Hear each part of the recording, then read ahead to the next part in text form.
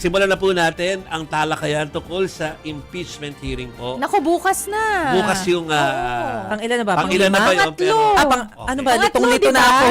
Yata. Pangatlo ba? Oo nga, pangatlo, tama And ka. possibly last. Before Kasi the yung voting. tomorrow, para ang natitira na lang doon sa mga articles of impeachment na tinatalakay nila, natitira na lang yung, yung threat sa, Yung sa banta. Pangulo.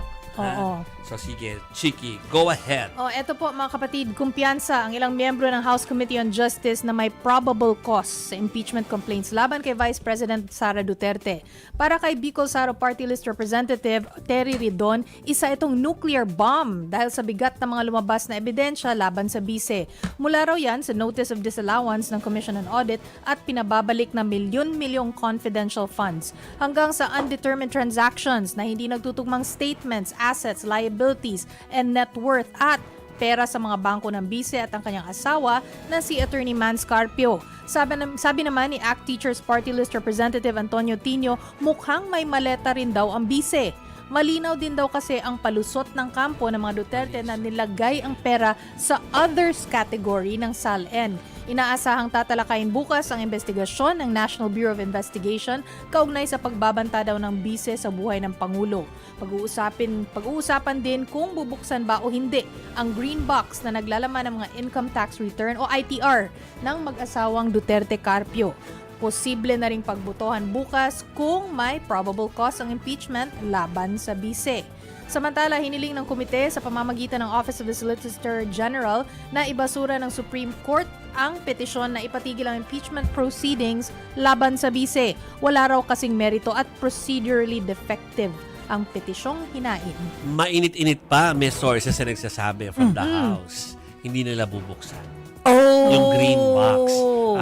Kasi parang To be safe ba? marami doon, not only to be safe, Chiki, pero marami doon sa mga members ng Justice Committee ang naniniwala na nakakuha na sila ng smoking gun. So they don't need further Hindi na. proof or Kumbaga something. overwhelming na yung Kasi evidence. ang trabaho naman yun not to find anyone guilty but to decide kung may probable cause pa. So yung iba medyo nakakuha na daw ng Overwhelming idea. na yung cause. So parang hindi namin kailangan yan. Actually, kung wala nga daw itong mga tukos sa mga bank records, baka daw yung bukas ito kung dun sa threat, yung iba nga daw dun pa lang kumbinsido na daw. Sabi nila to that's from sources within the Sa House of House. Representatives. Pero siyempre, dahil proseso nga po ito, kailangan nilang pagdaanan pa rin yan hanggang bukas doon sa huling article of impeachment na nakafile po. Papaano natin doon sa guest mamaya kung ano ba yung mga expectations. Pero, di ba nung kinausap din natin si Congressman Shell Jokno dito, ganyan din yung pinapoint niya. Hindi na kailangang buksan kasi meron ng sapat. Tsaka parang mahirap kung i-risk pa daw nila. Oo. Kasi mati-technical na naman. Yeah. Binuksan nyo, di ba? Dapat hindi yun buksan unless in an executive session or ano yung isang, in aid of legislation If there's or an, executive session. If there's an overaching theme dito sa muli nilang pagtalakay ng impeachment, yung epekto ng desisyon ng SC na yung takot nila sa technicality. Oh, yeah. Yes. Oo. Kaya medyo marami na susupalpal na congressman Yes. pag meron nag-overboard yung yung Ingat na kanilang ingat na si salita. Actually, ang Conjureville hirap nga eh. Parang tayo, di ba, bitin na bitin, parang hindi pa sasabihin. Yun na yun. Hindi kasi Sasabihin na, pwede hindi daw tuloy eh. masabi. Correct. Baka pang trial na kasi. Yeah. Anyway, moving on po mga kapatid. Diyan pa rin, konektado pa rin din sa mangyayari bukas.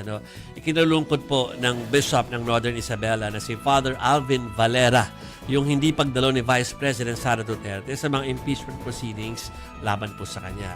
Ang mga pagdinig daw kasi ay isang oportunidad na pakinggan ng taong bayan yung sasagutin o isasagot ni VP Sara sa mga aligasyon laban sa kanya. May kumpiyansa naman din si Valera sa House Justice Committee sa pagdedetermine ng probable cause sa nasabi pong impeachment hearings. Niyag din niya ito sa isinagawang House Church Impeachment Dialogue. Kahina po nangyari yan kasama si Bicol Saro Party List Representative Terry Ridon at iba pang kasapi ng simbahan.